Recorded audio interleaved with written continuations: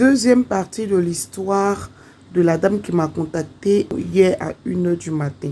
J'ai vendu ma fertilité sans le savoir à cause de l'amour de l'argent. Deuxième partie, on écoute. Quelque temps après, il m'a acheté une petite voiture. Je me déplaçais avec et il a ouvert un petit magasin pour moi. Un magasin de vêtements. Donc je faisais mes affaires et tout. Après, on a commencé à voyager. Je lui disais que je veux voyager, je veux connaître des pays.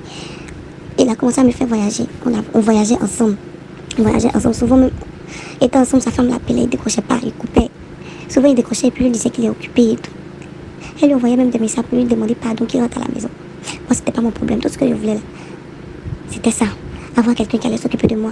Quelqu'un que j'allais aimer aussi et tout. Je savais pas que quelque chose se préparait. Je ne savais pas.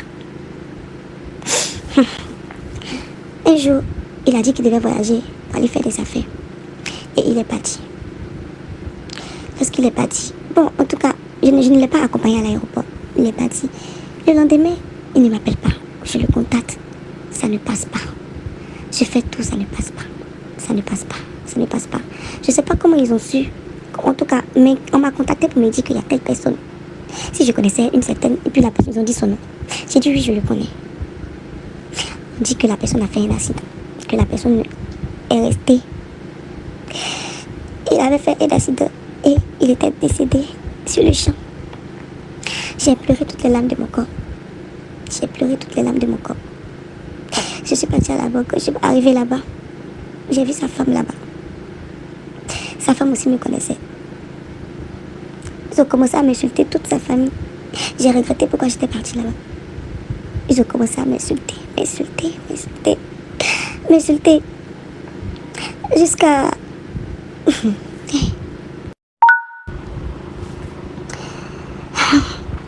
Après le deuil, j'ai même pas pu partir à ses funérailles.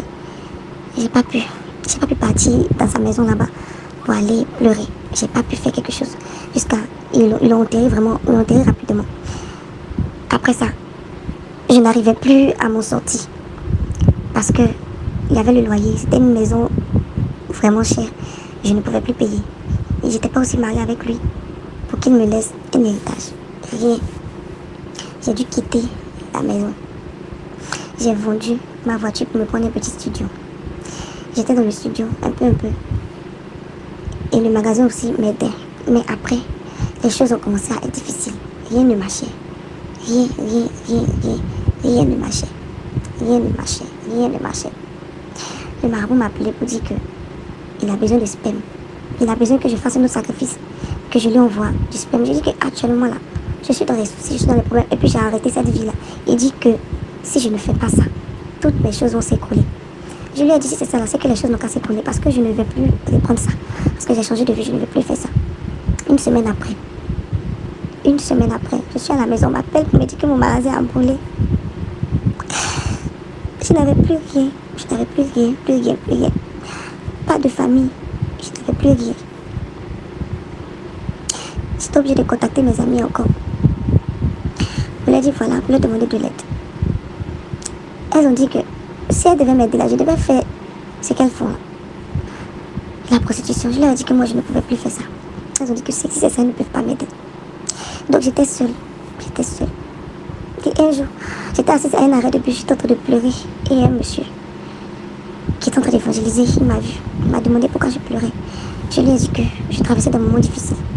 Et c'est comme ça, il m'a réconforté. Il m'a parlé de Jésus. Et ce jour-là, j'ai accepté le Seigneur. Et il me suivait. J'avais toujours mon petit studio. Mais la fin du mois, l'argent pour payer tout ça. Il me suivait. Et un jour, je lui ai raconté toute ma vie. Tout ce que j'ai fait. Tous les sacrifices que j'ai fait. Tout.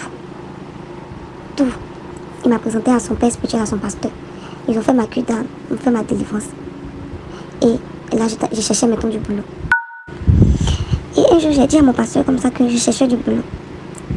Et il m'a dit qu'il a une connaissance, qu'un ami à lui, qui a son fils, qui a une entreprise qui venait de mettre sur pied et qui cherchait même une assistante et tout. Donc il va voir si mon profil correspond à soit celui qui cherche mais celle qui cherche. Donc il m'a mis en contact avec le monsieur aussi m'a mis en contact avec son fils. Donc son fils a commencé à me questionner, j'ai parlé, j'ai dit que je n'ai pas fait de formation d'assistanat et tout. Donc, je ne connais pas. Je ne maîtrise pas, mais si on m'apprend, je peux faire. Donc il a dit d'accord. Donc lui, il a commencé à m'apprendre un peu dans son entreprise. Et c'est comme ça que j'ai commencé à travailler. Et je pouvais payer ma maison. Et par la suite, je suis restée avec le monsieur qui m'a embauché là. Je suis restée avec lui. Et c'est lui aujourd'hui qui est mon époux. C'est un homme au grand cœur. C'est un homme au grand cœur. Je lui ai tout expliqué de ma vie. Il ne m'a pas rejeté. Il ne m'a rien fait. Il m'a dit qu'on allait vaincre cela ensemble. Il m'a dit qu'on allait vaincre cela. J'avais 27 ans. Quand on a commencé à marcher ensemble. J'avais 27 ans quand on a commencé à marcher ensemble. Et à 30 ans, il m'a mariée. Et là, actuellement, j'ai 42 ans. Ça fait 12 ans de mariage. On n'a pas encore d'enfant. J'ai tout fait. On a tout fait. On a tout fait. Là, je demande pardon au Seigneur. Je demande pardon à Dieu pour ce que j'ai fait. Je demande pardon à Dieu pour ce que j'ai fait. Et j'aimerais dire à toutes ces personnes qui vont écouter ce témoignage-là, surtout les filles, si tu n'as pas l'argent là, pas besoin d'aller te donner à ce genre de vie. Pas besoin d'aller faire des sacrifices parce que ça va te coûter cher demain. Ça va te coûter cher. Il y a beaucoup de filles qui le font. Il y a beaucoup. Si moi je l'ai fait, si mes amis là l'ont fait, c'est qu'il y a beaucoup de jeunes filles, même à présent, qui le font. Elles vont soit vendre quelque chose sur le corps. Elles vont soit faire tel et tel ou tel sacrifice. Mais elles ne savent pas que demain là, ça va agir. Moi, j'ai 42 ans et je suis toujours en train de chercher un enfant. Mais j'ai la foi, je sais. Je sais que par la grâce de Dieu, je sais que par la grâce de Dieu, excusez-moi, je sais que par la grâce de Dieu, je ferai mon enfant. Je ferai mon enfant. Je ne serai pas la risée de ma famille. J'ai commencé à l'être. Le Seigneur me voit tout ce que je vis. Mais je crois qu'il le fera. Merci de me publier en anonyme. Modifier ma voix. Je ne veux pas qu'on me reconnaisse. Merci beaucoup. Merci beaucoup Dambolo. Que Dieu vous bénisse. Merci beaucoup. Est-ce que vous avez écouté l'histoire de la dame à cause de l'argent? C'est-à-dire qu'elle a vendu sa fertilité sans le savoir. Elle a vendu sa fertilité sans le savoir. Ce message-là, s'adresse aux jeunes filles envieuses. Là. Quand tu es envieuse, ça c'est l'envie qui fait ça. Quand tu es envieux, tu es envieuse là, ça te pousse à aller. C'est-à-dire que tu es prêt ou prête à faire n'importe quoi pour avoir de l'argent. Si c'est même pour sacrifier ta vie, tu peux le faire, mais à cause de l'argent. Parce que tu veux vivre dans le luxe, parce que tu veux être comme telle ou telle personne. Et vous ne savez pas que quand le diable il donne là, pour lui c'est pas cadeau. Je vous le dis. Quand il donne là, pour lui c'est pas cadeau. Peut-être que ça vient rapidement. Quand il vient de faire sacrifice là, ça vient rapidement. Mais là, il ne va pas te laisser après. Après quelque temps, il va commencer à enchaîner. Il va te demander encore plus de sacrifices. Pour lui là, c'est pas cadeau. Mais quand tu as Jésus dans ta vie, pour lui là même là, est-ce que tu as besoin de faire sacrifice? Lui-même, il a déjà fait le sacrifice. Il s'est déjà donné à la croix. Lui-même là, il a été le sacrifice. Tu n'as plus besoin de faire un sacrifice. Tu dois simplement lui donner ta vie. Tu dois simplement marcher selon sa parole.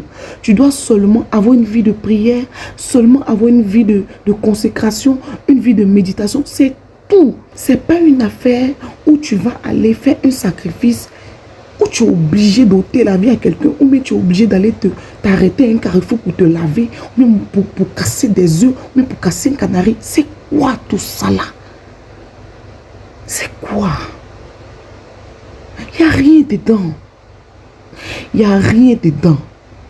Quand j'ai écouté les notes vocales de la maman, j'ai coulé des larmes. Je vous jure, j'ai pleuré. J'ai pleuré. Il n'y a rien dedans. Donnez-vous vie à Jésus, c'est tout. Donnez-vous vie à Jésus. La maman, malgré qu'elle a eu tout l'argent qu'elle voulait avoir, elle a donné sa vie à Jésus. Mais on fait ce genre de message-là pour dire que il ne faudrait pas attendre qu'il soit trop tard avant de donner ta vie à Jésus. Tu peux le faire maintenant, pendant qu'il est encore temps.